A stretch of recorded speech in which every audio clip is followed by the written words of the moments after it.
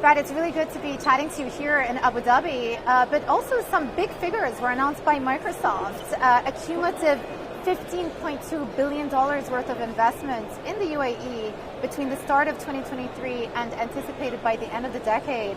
It is a substantial sum. What is the opportunity you're seeing here?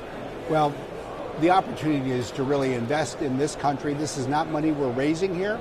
It's money we're investing and spending here. And we really see the future of the UAE as a future based in part on artificial intelligence. It's a future where the UAE is serving a large part of the world with access to this AI. And it's really a future that brings together not just technology and the infrastructure we're building, but the talent that we see here and the trust that it takes to enable the world to use this technology. So all of our investments really are designed to fit together around those goals. One of your signature partnerships over here in the region is your partnership with G42. Do you plan to expand on that? We do, and I really think that the partnership between G42 and Microsoft has absolutely been at the heart of everything that we embarked on, really starting in 2023 with the encouragement of the US and UAE governments. And we continue to deepen that partnership. We'll have some more steps we'll announce literally in the coming days. But what you really see, I think, is G42 emerging as another of these so-called neo-cloud companies. Companies that are adding capacity to compute, not just in the UAE, but in the US and around the world. And our partnership really reflects these various layers of collaboration. And so far, you've spent about $4.6 billion in capital expenditures in the UAE, a lot around data centers. Have there been any bottlenecks in getting them up and running? Well, the interesting challenge in part has been getting export licenses approved. Yeah.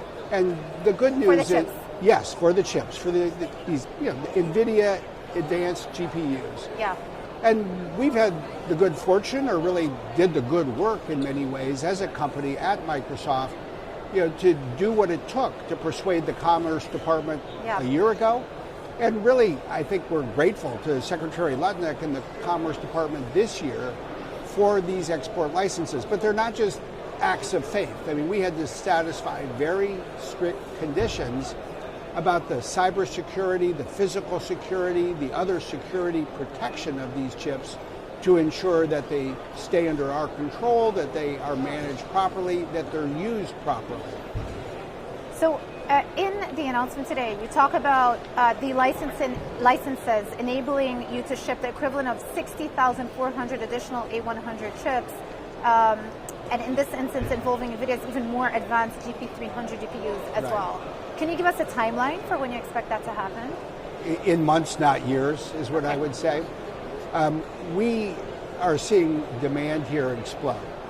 And I think that's one of the questions that a lot of times we get from investors. Does all of this spending make sense?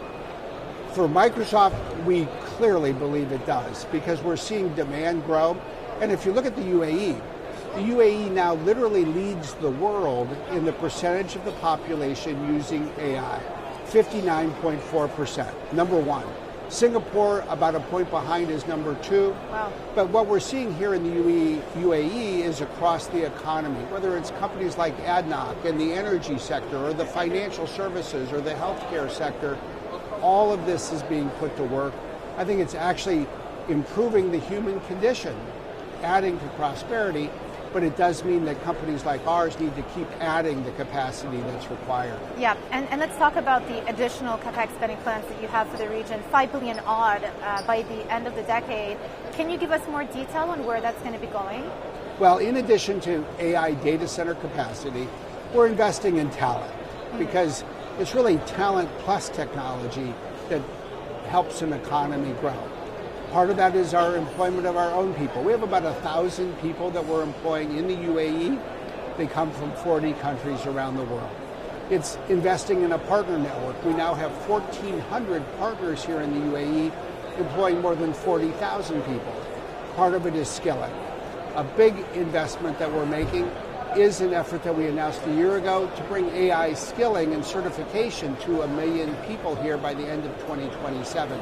And then we are embarking on other aspects that I think are critical to just sustain the world's trust.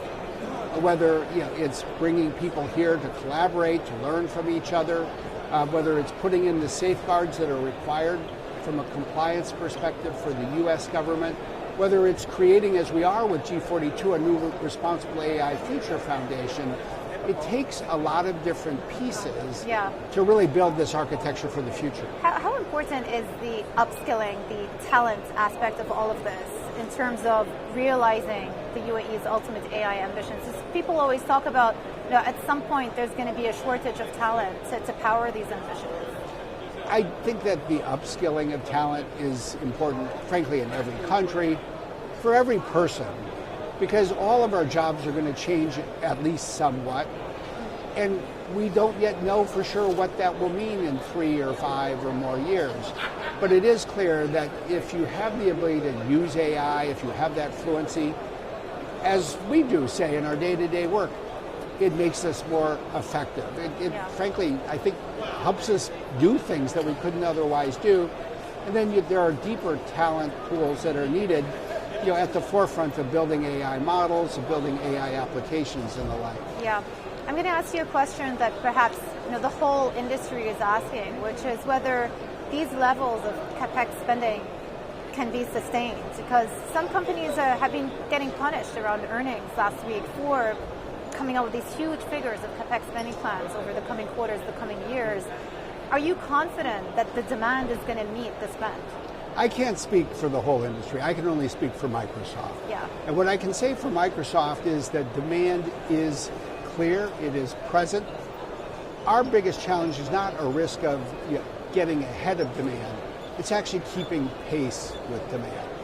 And what we are finding is that our customers, whether they be enterprises across the economy or governments or nonprofits, they are looking to us to build out this capacity. They want to use this compute. So for us, if we build it, it will be put to use. As it's put to use, there will be a return to our shareholders, and we'll always need to keep pace.